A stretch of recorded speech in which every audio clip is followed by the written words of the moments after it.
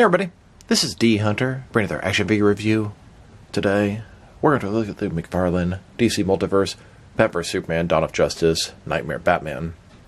This is Batman from that sort of potential post-apocalyptic future scene. It's a really cool design. I paired this guy from the McFarlane toy store, so let's take a look at the packaging. As you can see at the top, 22 moving parts, McFarlane Toys, ages 12 plus, DC Multiverse Batman Nightmare Edition. Here he is in the package. Looks like we have some goggles, binoculars, don't see much else. This guy doesn't come with guns, even though he should, but the 2-pack version does.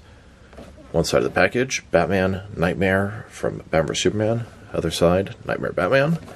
At the bottom, there's his barcode if it helps. And on the back, here he is posed up from the film. So no further ado, let's open him up. And of course, I did get 2 of these Batman figures. One of which to open and enjoy, the other one to keep unopened in my complete Batman-related unopened action figure collection. And I did get the entire bundle from the McFarlane toy store, took advantage of the bundle discount, the coupon code, my Platinum membership discount, and then even after shipping and taxes, it was considerably less than retail. Alright, now that this figure out of the package, here he is with all his accessories laid out. We have a display stand, a collector's card, some binoculars, and some goggles. What are we missing? His rifle and his pistol. Of course, Warner Brothers has a no-gun mandate. Any officially licensed DC figures cannot come with guns in any way, shape, or form, but it seems to be loosening up at least a little bit. There's a collector's edition 2-pack with the Nightmare Batman and the Armor Batman, and that one has the rifle, the pistol, the grenade launcher, the grenade launcher, all the guns. That one is a little bit more expensive. It's only available online, and it's specifically labeled as not a toy. I guess that's their loophole to get around this. Not really sure how that works. But I'm happy to have the accessories, even though it requires you to get a second version of these figures. So this is Batfleck. This is the Nightmare version from a post-apocalyptic what-if future. If Lois Lane was killed, Superman lost control, and joined and worked for Darkseid. Batman's in sort of a desert-type setting. Big long trench coat on top of his batsuit.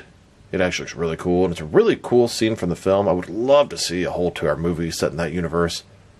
They visit in Batman vs Superman, and then again at the end of Zack Snyder's Justice League. And originally, I believe that was supposed to be part of their Justice League trilogy, but of course, things didn't work out the way originally planned. So let's take a look. Start with his face here, the typical Batfleck face. The cowl has maybe a little bit less detail than normal, but you have the goggles up there, won't be quite as noticeable. The mouth looks good, stern expression. He's got the scarf or mask around his neck. The 2-pack version has the mask covering up his mouth. Then we have the trench coat going down. It's kind of dirty at the bottom, and a gray sandy color above. You can see the texturing on the coat. It looks pretty good.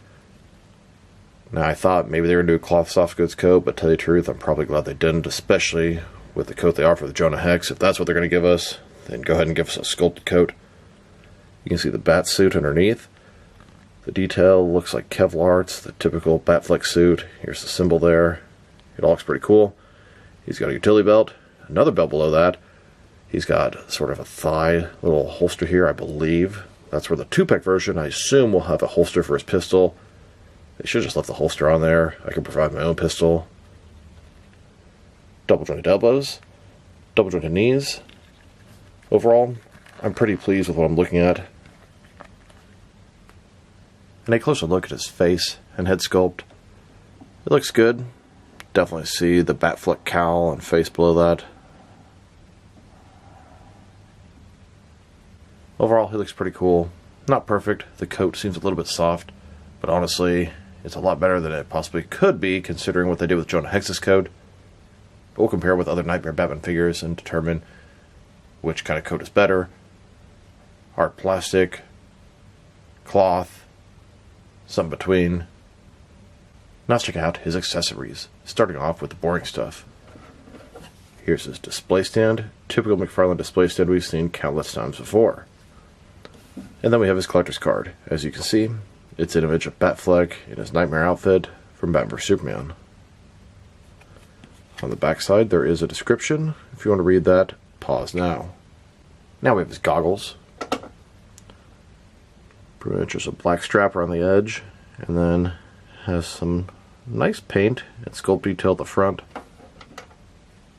Here's Batfleck wearing those goggles on the top of his head. They seem maybe a little bit bigger and bulkier than they should, but it's not too bad. And if you wanted to, you could also have the goggles over his eyes. I like having numerous different options here. Then we have his binoculars. Not much to say. It's simply a pair of binoculars. The sculpt is pretty basic. Paint job just done in black. Nothing really spectacular going on here, but it can be useful. Here's a look at Batfleck using those binoculars. Now, one accessory he did not come with that he really wished he did come with is this rifle.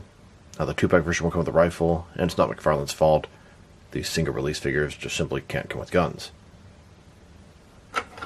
In the post-apocalyptic scene, he had this rifle, and it has a Joker card sort of taped to the back.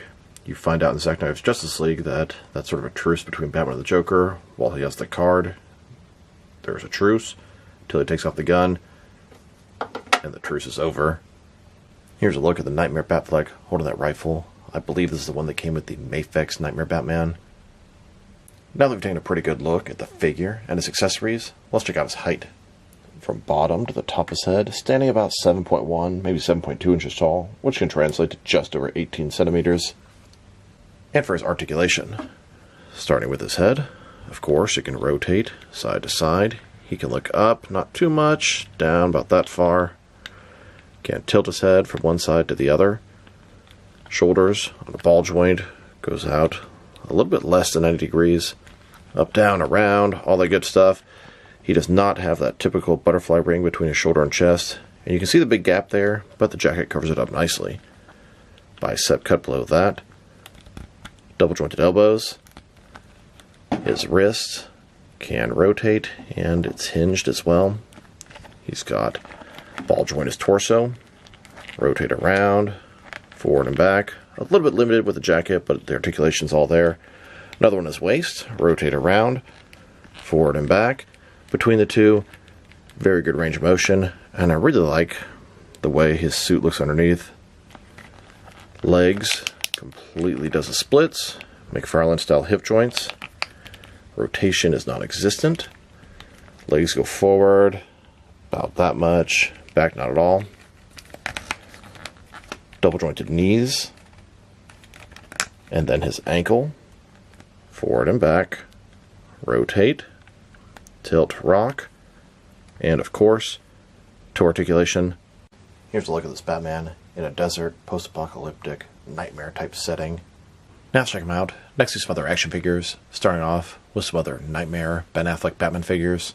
Here he is next to the Mezco version of the Knightmare Batfleck. And here he is next to the Mafex version of the Nightmare Batman, which I believe they're reissuing an upgraded one from Zack Snyder's Justice League. Then, next to the Mattel DC Multiverse version. And now, with a couple of Mattel 6-inch basic versions of the Nightmare Batman, they made a regular one and even a snow variant. Here are all the different versions of the Nightmare Batman that I have, in order from largest to smallest by McFarlane, Mezco, Mafex, and Mattel. Now let's check them out next to some other McFarlane Batfleck figures. Here are all the different Batman vs Superman Batfleck figures they've made. We have the regular version, the Nightmare version, and the armored version. There are actually 3 more versions from Batman vs Superman that I need to get, and that is the 2-pack with the battle damage armored version, the Nightmare version with the mask on, and then there's a platinum version of the armored version as well. On the hunt for all of those. And here he is, next to the Zack Snyder's Justice League tactical suit Batfleck. McFarlane made 4 versions of him. Then, next to the Flash movie versions of Batfleck, both the black and the blue and gray. Here are all the different versions of Batfleck that McFarlane has made. There are currently a total of 9 of them. Like I said before, there are 3 that I don't have that I'll probably have soon. And what else could they possibly make from Batfleck? Well, they haven't done the regular suit from Justice League. And if they really wanted to keep going, they could make a rebreather version from Suicide Squad. Here are all of McFarlane's Batman vs Superman offerings. I have the entire wave of 3 figures, the 2-pack, and the Batfleck from about 6 months ago. There are still 4 more figures I need to complete this wave. And that will be the 2-pack with the Nightmare Batman and the Battle Damage Armored Batman, the Platinum version of the Armored Batman, and the Platinum version of Superman. If anyone can help me out with the Platinums, please drop me in the comments below. It is much appreciated. Now let's check them out next to some other recently released McFarlane DC Multiverse figures. Here's this Nightmare Batman, next to the Zack Snyder's Justice League Armored Darkseid with Throne. Here's the Nightmare Batman, next to the McFarlane Collector's Edition Wave 8. I've currently got 8 of the 12 figures. In front of you are the regular and Platinum Chase variants of Lightning Lad, Geoforce, Simon Baugh's Green Lantern, and Grid. Still need to get both versions of Chris Reeve Superman and Mr. Terrific. And here he is with some McFarlane Toy Store exclusives. We have the Nightmare variant of the Vampire Batman, and both the regular and Platinum Chase variants of Jonah Hex. Then, next to the Amazon exclusive, Arkham City Detective Mode Batman vs. Solomon Grundy 2-pack. And now, with the Shazam and Freddie Freeman 2-pack, this was also an Amazon exclusive. Here's the Nightmare Batman, next to the 3rd Digital Wave, Earth 2 Robin, and Silver Age Joker. There are 2 Platinums in this wave, Speed Force Flash and a Black Tux Joker. If anybody has a lead and won't be able to get one, or can help me out, let me know. And here he is, next to the Arkham Asylum Glow-in-the-Dark Killer Croc. He is also an Amazon exclusive. Then, with the Walmart exclusive Hal Jordan Green Lantern and Action Comics Superman. Then, with the most recent Jokerized offerings, Hush, Harley Quinn, and the Last Night on Earth Batman. And finally, with some Target exclusive figures, Commander Steel and Sinestro in Parallax armor. Now let's check him out, next to some action figures from different various companies, so we can see how he fits in, both scale and style-wise, in case you want those lines you can mix him with. Since he's a McFarlane toy, they're typically the 7-inch scale. I'm going to start off my comparisons with some of the larger action figure lines I collect, and work my way smaller, and I'm going to include as many Batman figures as I can during these comparisons. Here he is, next to several different McFarlane DC Multiverse Batman figures. And now, with some Jack-specific wrestling figures, and some Diamond Select toys. Here's this Batman, next to a roll of Scotch tape. And here he is, with some DC Direct and NECA Batman figures. Then, with both some Mattel and Jazzwares wrestling figures. And now, with some Mezco and Mattel Batman figures. Next, with some Mafex and Hasbro Marvel Legends. And finally, with some SH Figure Arts and Jazzwares Fortnite figures. So overall, this is a pretty cool Nightmare Batman figure. Here are the disappointing aspects. Pretty much no useful accessories. Don't get me wrong, I appreciate the goggles and binoculars, but he needs a rifle and a pistol. He doesn't even have the holster, which is very frustrating. So if you had your own pistol, just a big blank spot where the holster would be. And then the coat. The coat is nice, but it's not great. Could be a lot worse, could be a lot better. I really appreciate the fact that the goggles have 3 different options, not there, on his forehead, or on his eyes. I love the texturing on the Batfleck suit underneath the coat. I think it's really cool. If I were to rate this guy, I don't see a reason to give him anything lower than a 7. 7 seems very appropriate for him. It's a nice figure. Not perfect. Not bad at all. Not great, but definitely better than good. So this is D Hunter. Thank you guys for watching this video. If you liked the video, press like below. If you have anything you want to say about the video, add to the comment section. If you want to see additional action figure reviews from me, press subscribe. I do appreciate when you do that. Once again, this is D Hunter. Thank you for watching this video, and I'll talk to you guys real soon.